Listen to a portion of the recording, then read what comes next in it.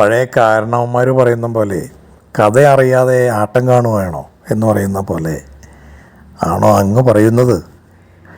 കാരണം UDF വന്നാൽ, അതായത് UDF ഭരണത്തിൽ വന്നാൽ ഖജനാവ് കാര്യമാക്കുന്നു. അപ്പോൾ ഇപ്പോൾ ഖജനാവ് നിറഞ്ഞിരിക്കുകയാണോ? ഇത് ജനങ്ങളെ വിഡ്ഢിയാക്കുകയാണോ നിങ്ങൾ? അല്ല, അങ്ങ് ഈ ഖജനാവിൽ പോയി നോക്കിയിട്ടുണ്ടോ? അത് അറിയില്ലേ? ഈ പണ്ടത്തെ രാജാക്കന്മാരുടെ അടുത്ത് നിന്നിട്ട് രാജാക്കന്മാർ ആരെവിടെ, ഇനി നാളെ മുതൽ അംഗരക്ഷകർക്ക് എല്ലാവർക്കും ഒരേ സ്വർണ്ണ കിഴി വെച്ച് കൊടുക്കട്ടെ എന്ന് പറഞ്ഞപ്പോൾ നമ്മുടെ മന്ത്രി പറയാണ്, അടിയൻ പറയൂ, അതായത് നമ്മുടെ ഖജനാവ് കാര്യമായിരിക്കുകയാണ്. എന്ത് ഖജനാവ് കാര്യമായിരിക്കുകയാണോ എന്ന് പറയുന്ന പോലെ അങ്ങിതൊന്നും അറിയില്ലല്ലേ?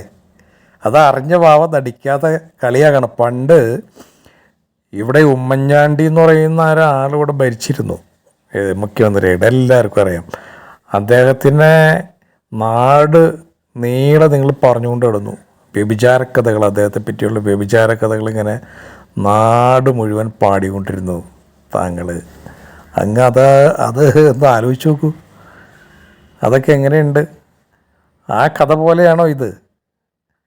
അന്ന് നുണ പറഞ്ഞ് എങ്ങനെയും ഭരണത്തിൽ കയറാൻ വേണ്ടിയിട്ട് അങ്ങ് ഒരുപാട് കഷ്ടപ്പെട്ടു. അദ്ദേഹത്തിനെ പറ്റി തേജോവധം ചെയ്ത് ആ ഉമ്മൻചാണ്ടി എന്ന് പറയുന്ന ആ 70 വയസ്സുകാരനെ വളരെ മോശകരമായി ചിത്രീകരിച്ച് വോട്ട് കിട്ടി ജയിക്കാൻ വേണ്ടിയിട്ട് എങ്ങനെയും കാര്യം ജയിച്ചു. ഇപ്പം അങ്ങ് പറയുന്നത് ഇനി UDF കയറ്റല്ലേ, ഇവിടെ നിറഞ്ഞിരിക്കുകയാണ്, അതെല്ലാവരും കൊണ്ടേ കളയും.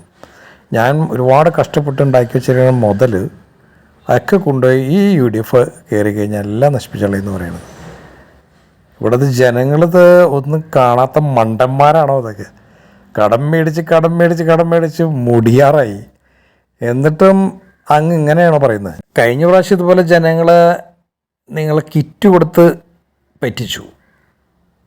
പിന്നെ ആദ്യം എല്ലാം ശരിയാക്കാമെന്ന് പറഞ്ഞത്, അത് കഴിഞ്ഞിട്ട് കിറ്റ് കൊടുത്ത് പറ്റിച്ചു. ഇനിയിപ്പോൾ പെൻഷൻ 200 രൂപ കയറ്റി കൊടുത്തിരിക്കുകയാണ്. ഇതൊക്കെ എവിടെ നിന്ന് കൊടുക്കാൻ പറ്റും?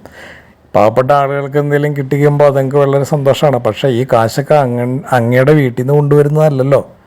ഈ ജനങ്ങൾ കഷ്ടപ്പെട്ടുണ്ടാക്കുന്ന നികുതി മേടിച്ചിട്ട് ആ നികുതി എന്നുള്ള കൊടുക്കണം. എന്നിട്ട് പോലും 8000 കോടി രൂപ വിറ്റ് വരുമ്പോൾ ബിവറേജ് കോർപ്പറേഷൻ, അതായത് 70 രൂപയുടെ മദ്യം 800 രൂപ കൊടുക്കണം. എന്നിട്ട് പോലും നിങ്ങളത് നഷ്ടത്തിലാണ്. ഏതെങ്കിലും കോർപ്പറേഷൻ ലാഭത്തിലുണ്ടോ?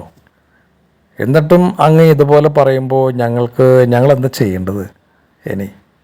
അങ്ങ് തന്നെ ഒന്ന് പറ, ഞങ്ങൾ പമ്പര വിഡ്ഢികളാണോ?